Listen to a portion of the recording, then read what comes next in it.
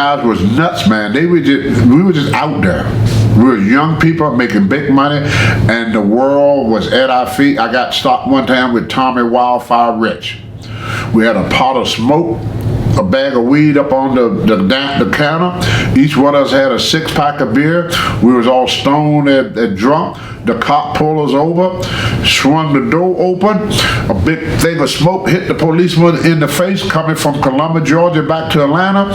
Big thing of smoke hit the cop in the face. He couldn't see who's in there. Couldn't see us. Tommy stuck his head out the door.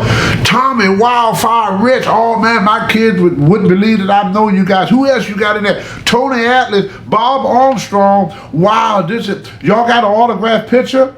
Yeah. Send him an autograph, give him a picture. Let Tony drive. He's the only one in that looks sober in this car. And that was it.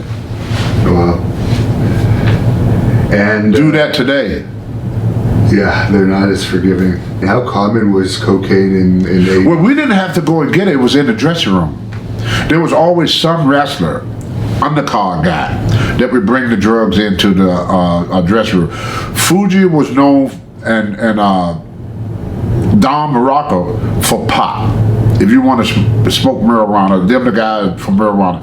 Adrian Adonis used to bring the cocaine. And there's another guy, but I don't want to mention his name. He's a very good friend of mine. I don't want to get him involved in it. He owned a school. All I can say, he got a school in Brooklyn. That's all I can say about it. But he used to bring it. But they had a lot of guys that would bring it in, guys mainly from New Jersey and New York.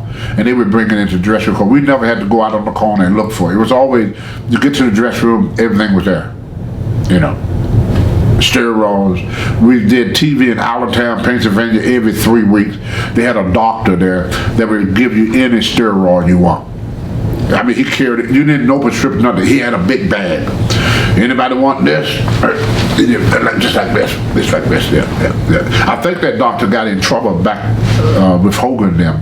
Yeah, in the early 90s. Yeah, he got in trouble. But they did it right there in the dressing room. Everything was done in the dressing room. Someone wanted me to ask you, you don't have to answer this, but what was the best steroid cycle you ever did?